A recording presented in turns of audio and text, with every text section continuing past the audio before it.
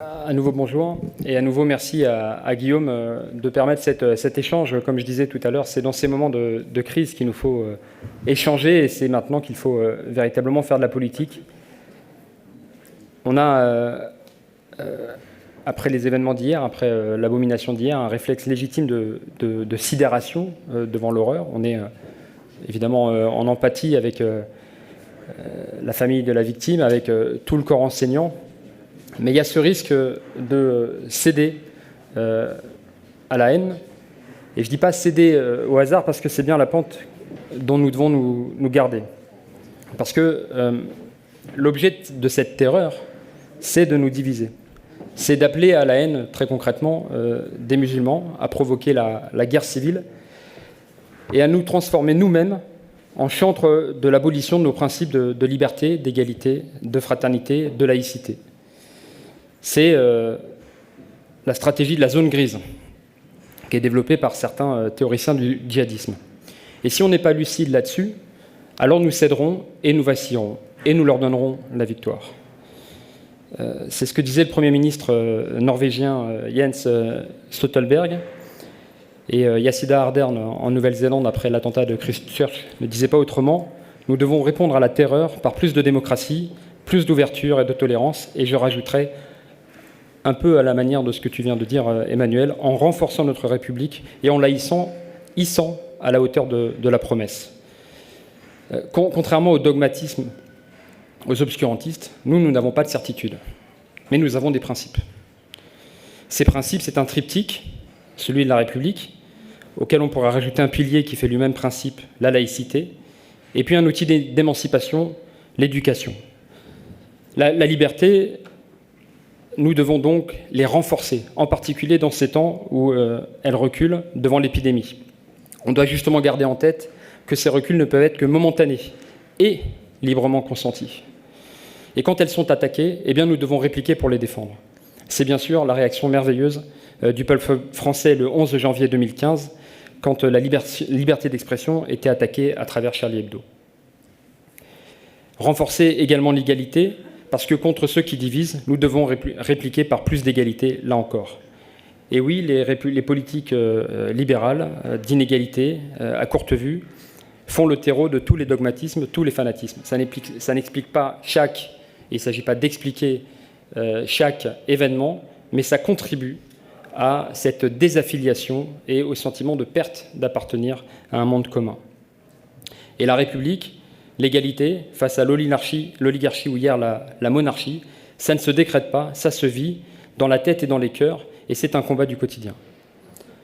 La fraternité, évidemment, ce qui nous fait hommes et femmes, humains ensemble, à rebours, là encore, de ceux qui trient entre les bons croyants et les païens ou les barbares.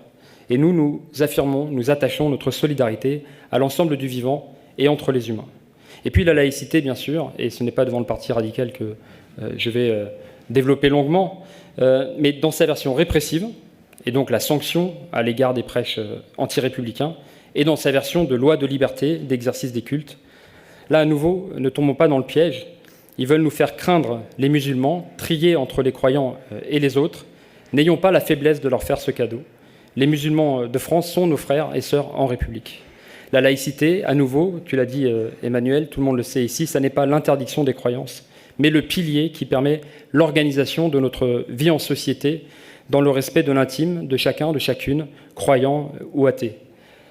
C'est notre bien le plus précieux, et la loi de 1905 est un joyau auquel on ne doit toucher qu'avec d'infinies précautions. Et pour notre part, nous les écologistes, mais je sais que ici je ne suis pas seul, nous revendiquons toute la loi de 1905, rien que la loi de 1905 et son entière application. Et enfin, l'éducation comme outil d'émancipation, et en particulier, bien sûr, l'histoire.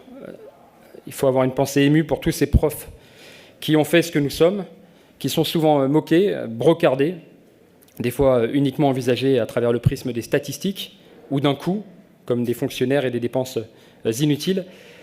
Et la meilleure manière aujourd'hui de leur rendre hommage serait de leur redonner de la considération qu'ils méritent et cette protection.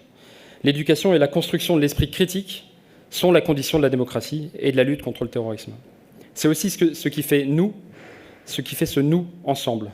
Et nous devons combattre ce sentiment de ne plus appartenir au même monde, d'être séparés du reste du genre humain, cette désaffiliation.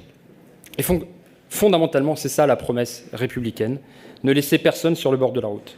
Ça passe par l'éducation, la lutte contre les ghettos, le renforcement de nos moyens en matière de sécurité, évidemment, et pas les tartufferies, parce que les personnes qui ont crié sécurité pendant des décennies sont aussi celles qui ont réduit le nombre de policiers, et notamment en Seine-Saint-Denis. Et par-dessus tout, cela passe par la recherche de la cohésion sociale. Nous devons rebâtir un projet commun, tissé de liberté, d'égalité et de fraternité. Je te rejoins complètement, Emmanuel Morel. Aujourd'hui, la République peut ressembler à une langue morte. La République, elle se réalise dans les têtes et dans les cœurs que quand elle est à la hauteur de la promesse de son triptyque. La République, c'est la loi pour l'éducation à la fin du XIXe siècle. Ça, c'est la République, la promesse républicaine en acte. La République, c'est la reconstruction après-guerre. C'est l'invention de la protection sociale, le droit au travail, au repos, au logement et au vote pour les femmes. Tout ce qui protège et soutient l'émancipation de toutes et tous. Et aujourd'hui, qu'est-ce que c'est la République? Du chômage, de la pauvreté, la destruction de la biodiversité et de la planète, de la dette et une profonde perte de sens. Alors demain, je crois que notre responsabilité, c'est de rebâtir ensemble un projet républicain pour faire face aux défis du XXIe siècle. Le dérèglement climatique et les inégalités qui partout fleurissent. Et ces deux défis qui se conjuguent et qui menacent jusqu'à la dignité humaine. Rebâtissons ensemble un projet qui réponde à cette aspiration, à une France où l'environnement, la justice sociale et la démocratie reprennent leurs droits.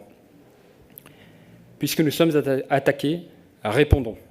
Puisque ces fanatiques ciblent notre démocratie, nos républiques, nos principes, puisqu'ils les visent et puisqu'ils nous divisent, renforçons ces principes et renforçons ce nous républicain. Contre-attaquons en les renforçant encore et toujours. C'est ce qui nous tient ensemble et nous permettra de surmonter cette épreuve à nouveau ensemble. Merci à vous.